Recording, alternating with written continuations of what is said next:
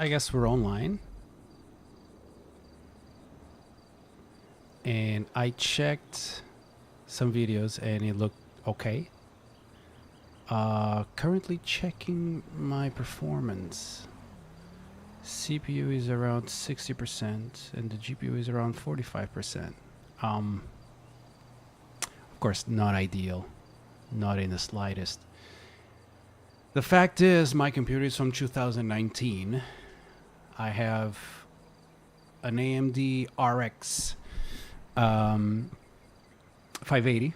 Yeah, an RX 580. So, of course, it's not very powerful. I have a Ryzen 5 2600. Yeah.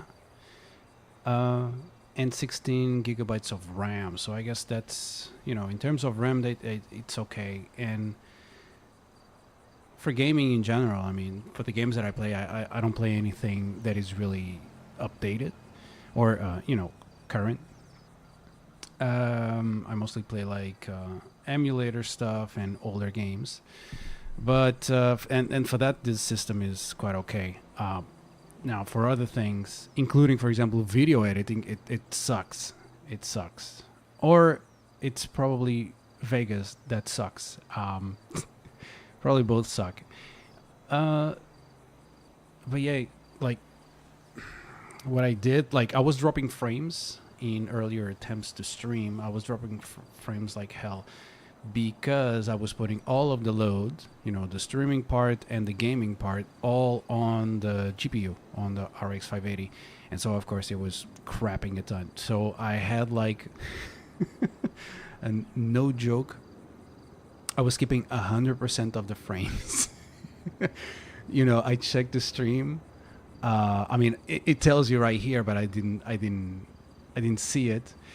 But I checked the stream on my phone, and it was like it was just a slideshow, and every like 30 seconds, it would change the picture to something else, and that's cool. That's cool. But what I did was change the actual encoding of the stream to my CPU, and leave the gaming part to my GPU. Today I'm playing Grand Theft Auto. Maybe in the future, I don't know what I'm gonna do in terms of streaming in the future. I would like to stream older games, but vibey games, because the plan here, as the title suggests, making beats and playing games, is that I can use this like no, I wouldn't say inspiration, but like a way to kind of join gaming to music production. So what I was thinking was that I would do just that. I would make some beats, and I would play some games, and I would like it to be. I would like the games to be kind of vibey because at least you have something to look at other than the gear and other than my face, which probably I'll turn off and focus just on the gear most of the times. But yeah, because or else you're always looking at me from the side, and I don't have like a strong profile.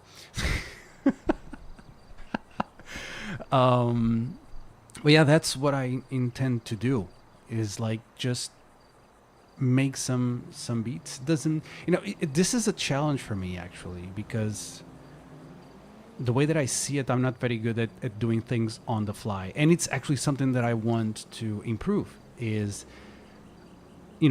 doing things like live.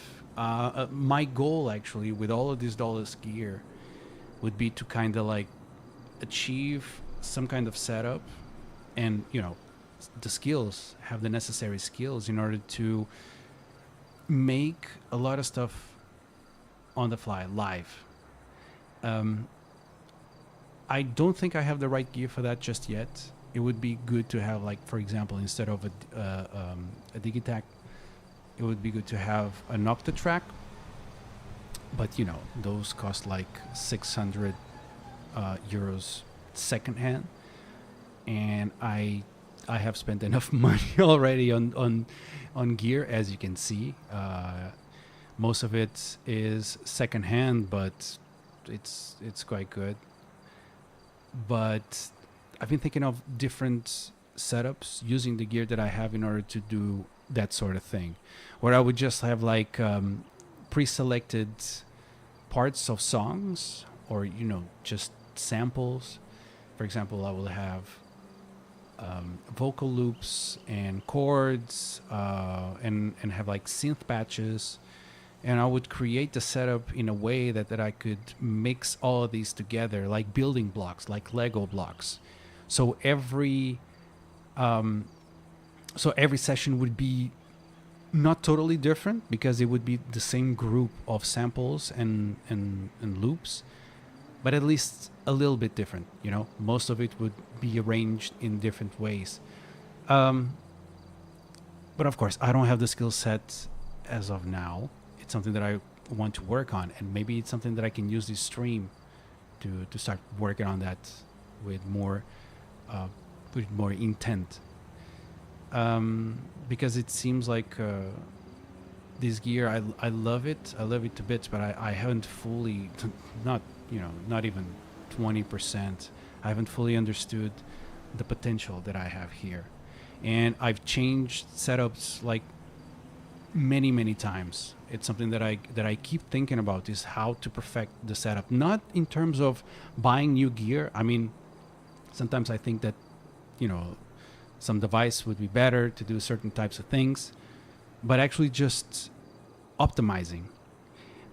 Because if one day I want to do live things, having all of this and carrying this around, all of this together and setting it up and everything, I think it will be a pain in the ass. So I would like to kind of simplify it, but still have like a good amount of stuff that I can do. You know what I'm saying?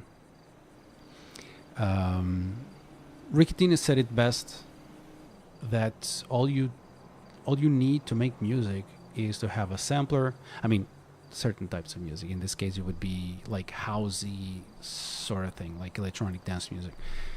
But all you need is a sampler, a drum machine, and a synth. I have the three of them. I'm not sure if I have the right ones, but I do have them. And then even in terms of drum machines, I have the Digitech right here, which is a choice. I also have a Circuit Tracks that is not currently connected to anything. But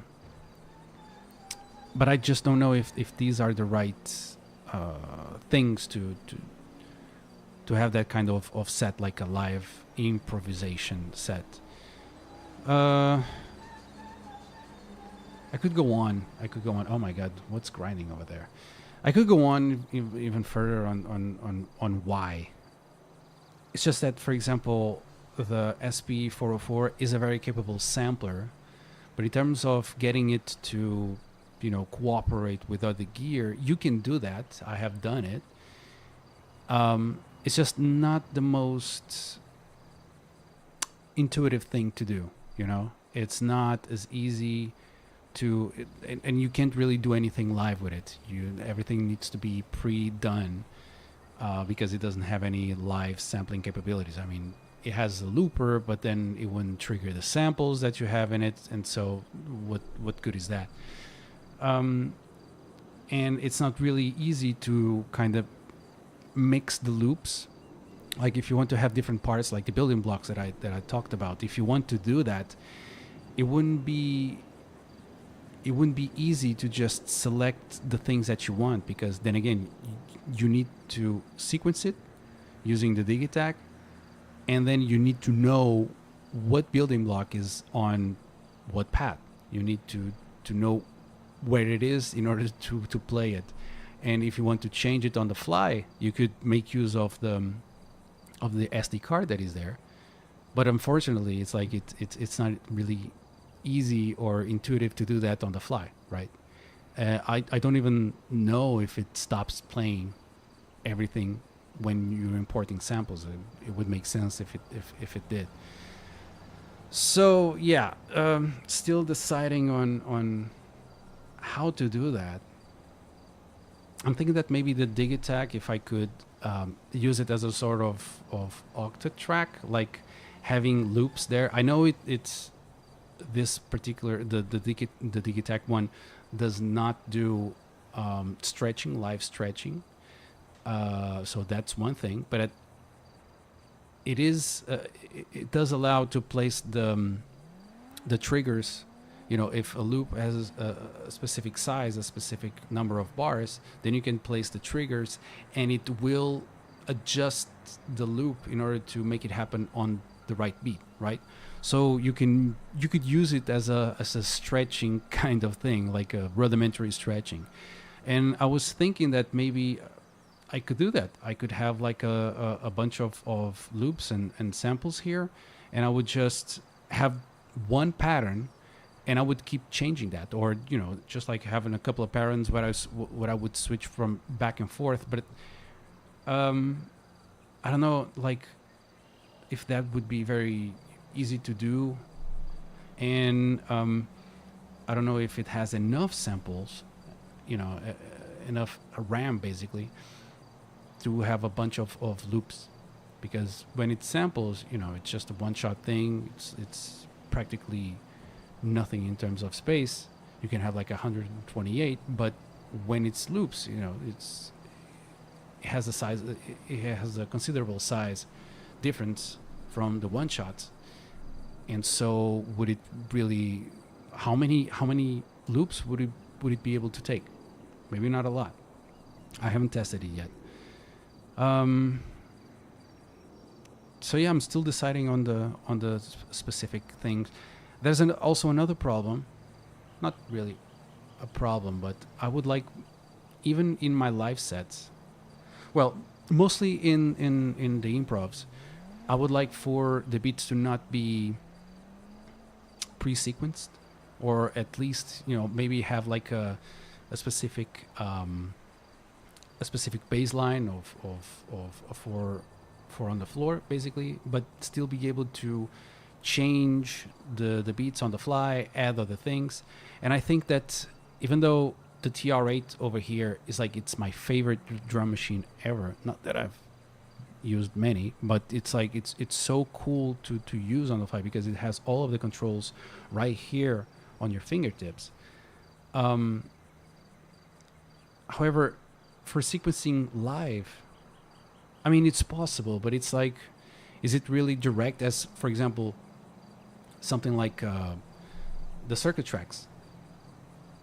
Excuse me. I believe that the circuit tracks is actually the best thing, because it can be separated. I mean, it has its own sequencer. The sequencer is really easy to use, right? You can have like different patterns there already set up. You can change it as much as you want. You have, you know, it's a limitation, but you only have like 4 drum tracks, but you can easily select them. And because it even has like the master filter, which is great, you know, if you want to do quick changes. But it seems like really appropriate for that type of improv, because besides all of this, it can have like multiple samples, and I think that's what really distinguishes one song from the other. Well, besides the main elements, I mean, but in terms of doing transitions, is switching kicks, right? Because the kick, you really feel it, you hear it, you know that it's different, then that signifies a different song.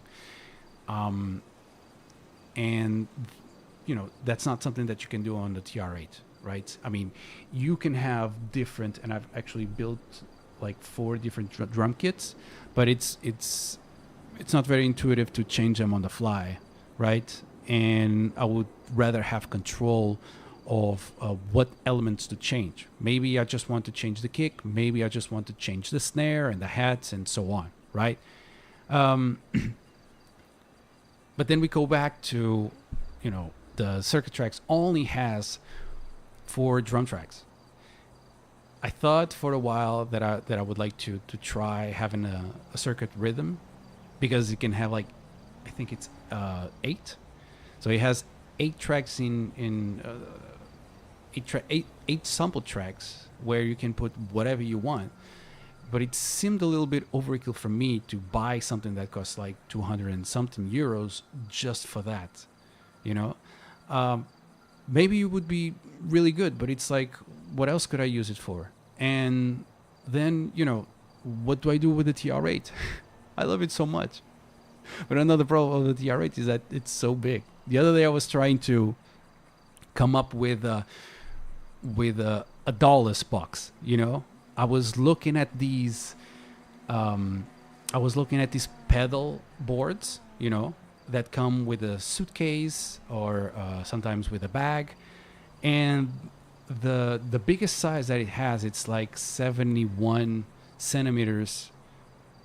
71 by 40. And I, even only fitting, like, for example, the Digitac, the SP404, the Microfreak, and the TR8, it wasn't enough. It was good in terms of length, but in terms of how tall, it wouldn't work. It was off by like 10 centimeters, probably more. So it would be kind of good to kind of simplify the setup to something else. But yeah, it would require probably making another purchase, and that's not something that I want to do at the moment. Yeah, but that's it. Like I was saying, what I would like for with these streams is just to come here, chill, and if you guys want, you could join. You could ask questions. We could, I don't know, talk about gear and play some games occasionally. And it's just a way for me to kind of be like to apply my creative, like the music creation things, to join it together with gaming and use it as like motivation to come here and just use the gear, use as much as the gear as possible, instead of going straight to Ableton Live. Although I do think that Ableton Live will still be a part of this, because the way that I like to do it is if I find a sample of that I like, I will prepare it in Ableton Live and just then record it on the SP404 and then do other processing, either applying effects, chopping it, or whatever. It's a workflow that I like, because even though I know that the SP404 can do a bunch of things that I usually do on Ableton Live, it's just not as fast. You want to achieve something fast, like slicing or pitch or changing the pitch or rearranging. It's probably going to be faster if you want to just build a loop. It's probably going to be faster if you do it first on Ableton, and then you just record it on the SPF404 and do whatever else you want to do it, right?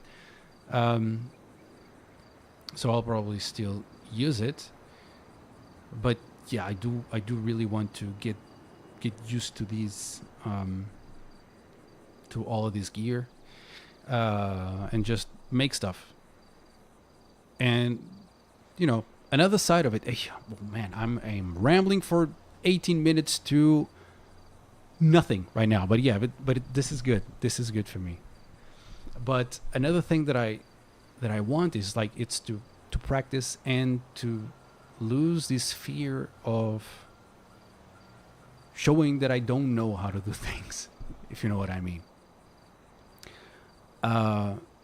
Because I'm not a technically I am a musician, but I don't know how to play any instrument. So most of the things that I do is out of trial and error, seeing chords that I like, for example, seeing melodies, but there's a lot of trial and error because I just don't know. I mean, I know a little bit that I learned over the years and over the time that I was here, just working on songs. But I can pick up a piano or a guitar and start playing F, or chords or whatever. I just don't know.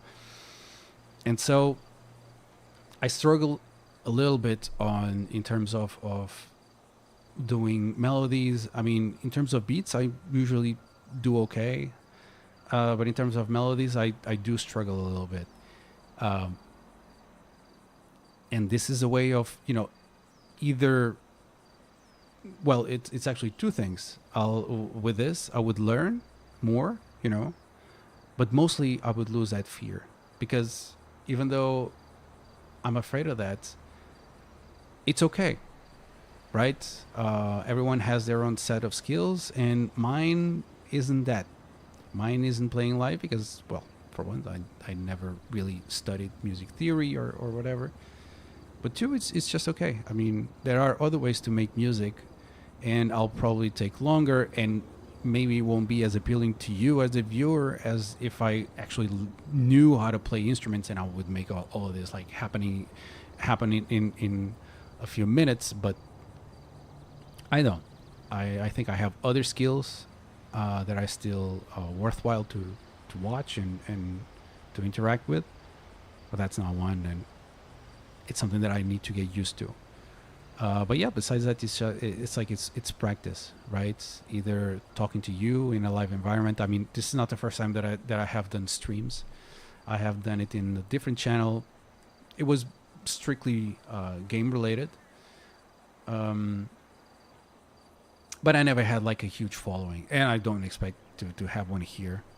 So, but still, I would like to interact a little bit for other producers out there, especially if you produce Dawless. I would like to interact, talk about gear, especially if you're a Portuguese. I have actually a Portuguese channel that I'm building. I have no subscribers at the moment, because in Portugal there seems to be no actual community of Dawless. I mean, let alone electronic producers.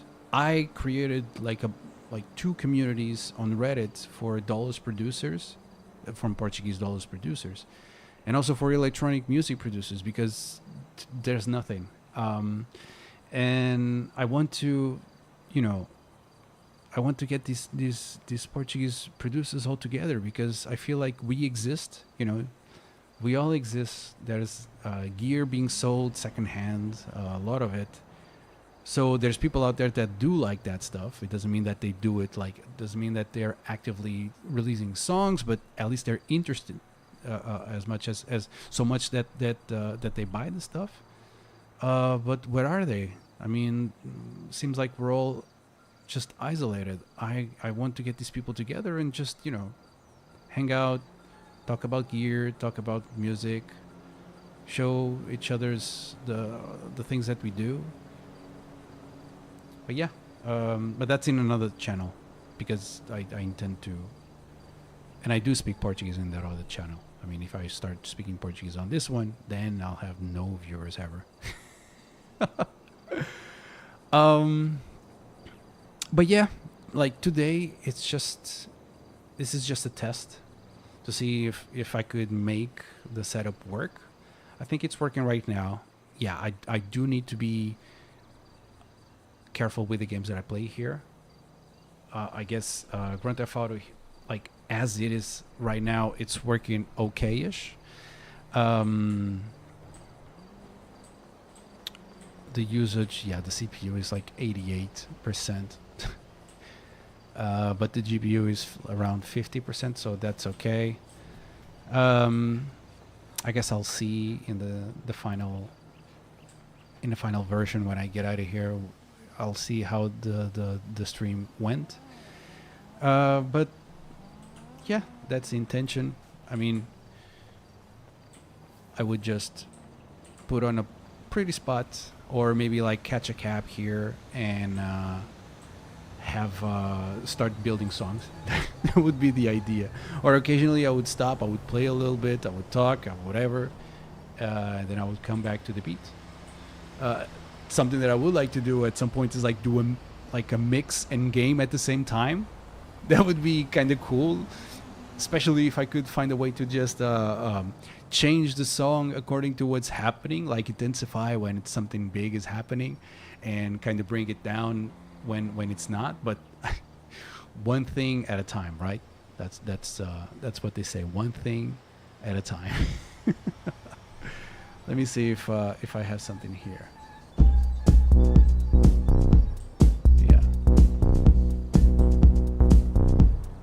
This is part of the song that I posted the other day. It's just like my own version of Faithless Insomnia. And I did it like a test of the microfreak patch, the bass patch that I made a video about that. I wanted to create like a bass patch for the microfreak that was kind of housey and that would work well in a house type of song. I think that I was able. I mean, it is working right now. Look at this. And it was kind of, a little bit difficult. Not difficult, but it was kind of hard to get to a point where the microfreak sounded like actually good. And I'm using like a cheat, right? As you see right here, there's a zoom pedal, and the zoom it has like a certain number of modules there that help the microfreak sound a little bit better, more bassy, more intense. But all of this together, along with the settings, with the patch settings that I built for the microfreak, I think it's working pretty good.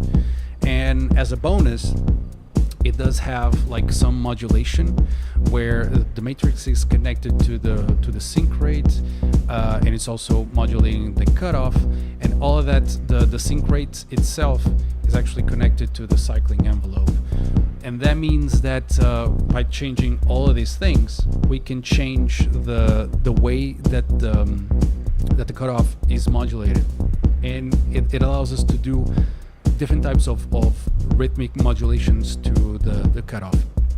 That's actually kind of cool. It creates groove. It helps creating groove. Let me change this.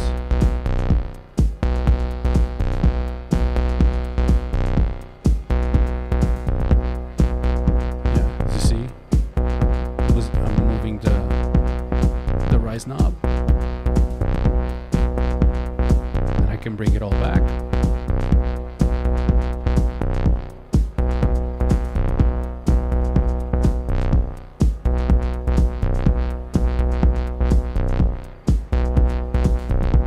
Can mix the two.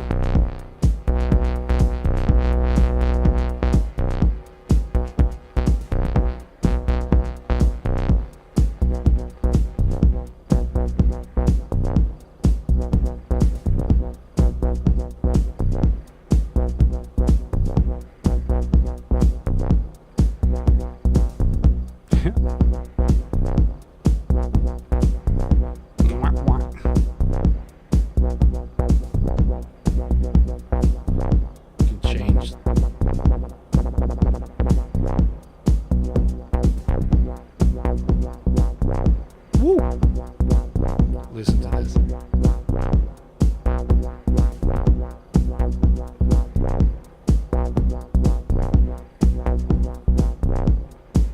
So yeah, I mean, I kind of I got lost in the sauce right there.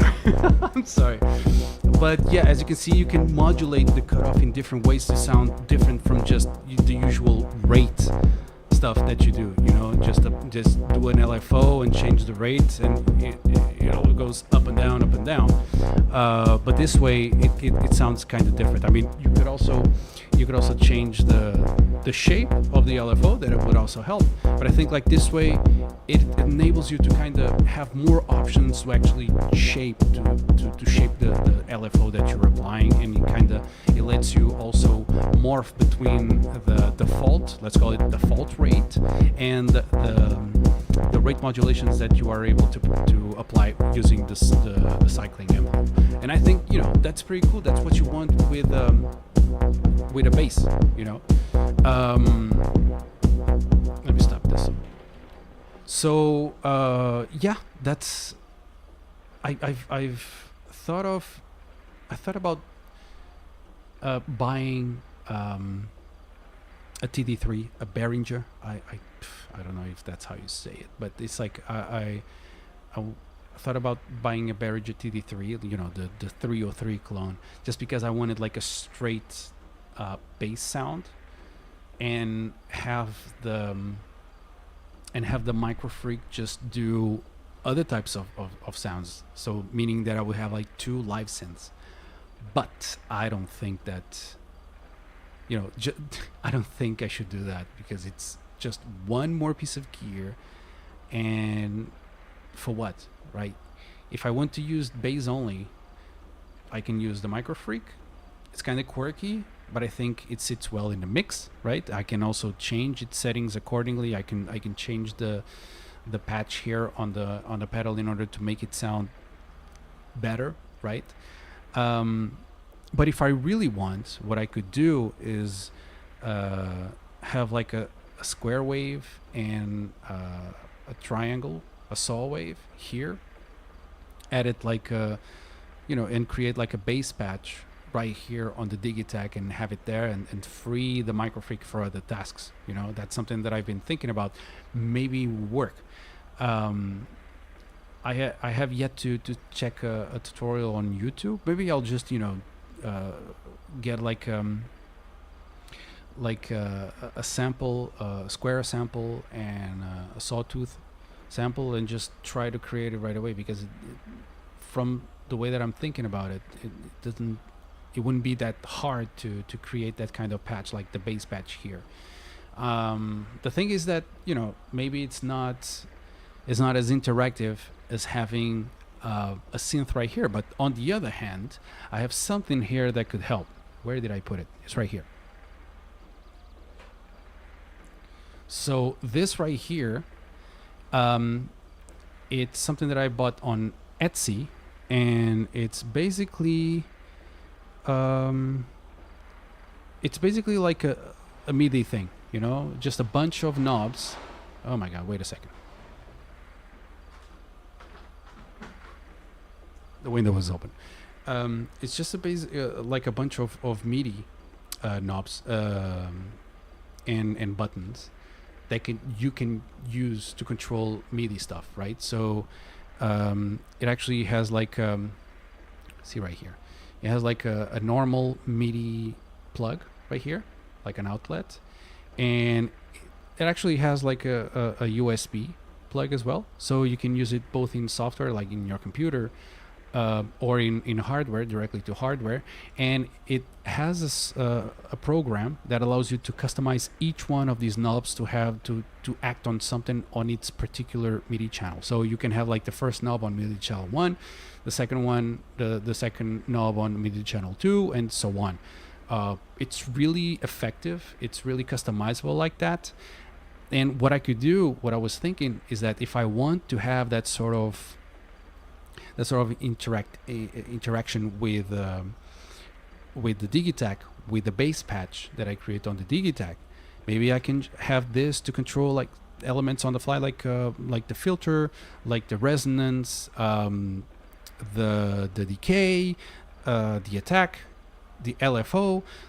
I could create like something to create that patch specifically, and this would act like its own synth. It would basically be like a virtual synth of sorts. The thing is,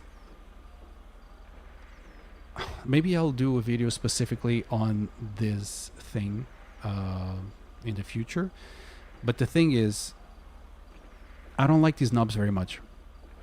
And I can't fault the creator for this. It costs like €100, and I think for the price, it's really it's well made. I mean, it's a sturdy box.